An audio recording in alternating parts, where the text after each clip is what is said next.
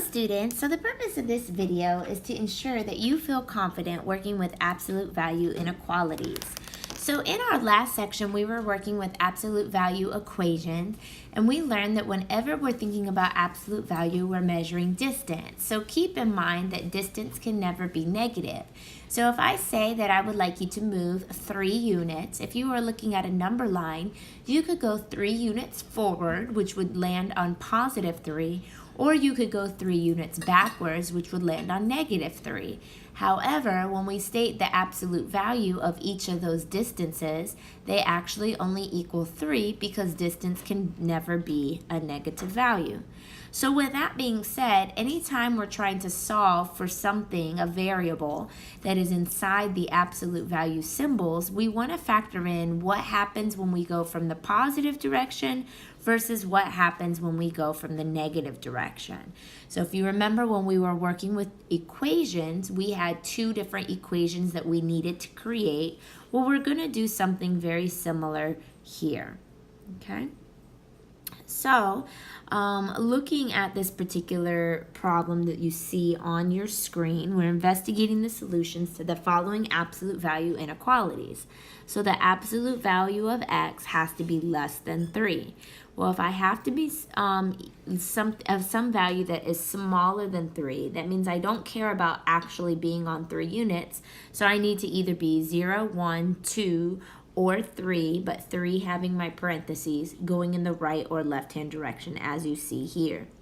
If I'm thinking about values of x that are greater than 3, that would be 3, 4, 5, 6, but not including my 3 in going both the right and the left directions. So more formally, to put this into words, I have properties involving absolute value inequalities. So for a real number where k is greater than 0, the absolute value of some u is less than k.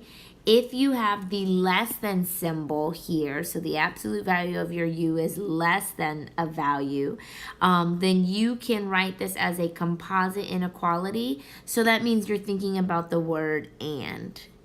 But if you are dealing with an absolute value that is greater than a number, so the whatever is inside the absolute value is bigger, you're going to be dealing with the word or. So you'll be writing disjoint inequalities.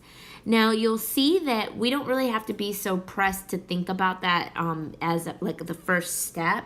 We actually can figure that out after we finish solving a problem. Does this make sense for me to write this as an and or an or statement?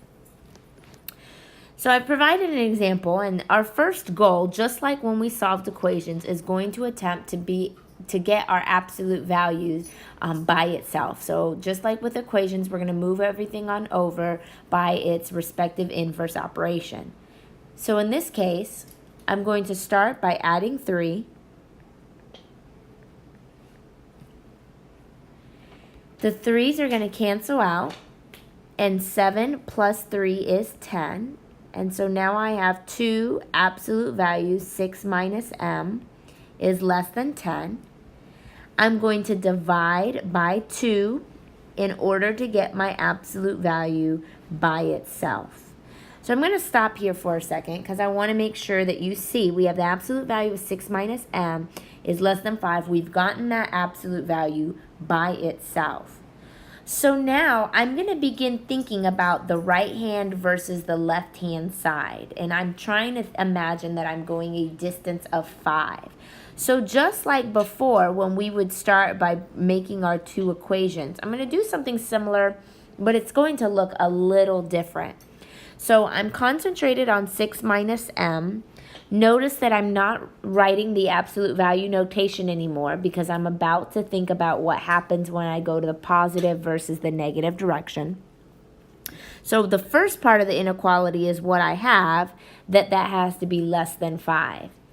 And then the other part that I'm going to create is going to be greater than negative 5. So negative 5 is going to be less than 6 minus m. You'll notice that the type of inequality sign, it's going in the same direction. That should always be the case. And the other thing is, you'll notice I have the positive version of that value and the negative version of that value because I'm thinking about the number of units that I'm going to move. And then at this point, now I go and solve this just like any other inequality. So I'm going to subtract 6 here so that 6 goes away. So I'm going to subtract 6 on both sides. This leaves me with negative 11 is less than negative m, which is less than negative 1. I'm going to divide by negative 1, but when I divide, this inequality has to flip and this inequality has to flip. Again, anytime I divide by a negative value, my inequalities have to flip. So negative 11 divided by negative 1 is positive 11. I have my m in the middle, and then I have positive 1 on the other side. So when I get to a final response, I want to make sure I stop and ask myself, does this make sense? Because again, we've written this as a compound inequality using an intersection or the word and so we want to make sure that this makes sense. Is it possible for me to find a value of m that is bigger than 1 and at the same time smaller than 11? Yes, it is, and therefore I can keep this inequality as written. Keep in mind that you want to feel confident having notating this value on a number line. So again, we're working with the values 1 and 11. I don't care what's actually happening at 1. I don't care what's actually happening at 11. So I'm notating that with open circles. And my solution set is all the values that are in between.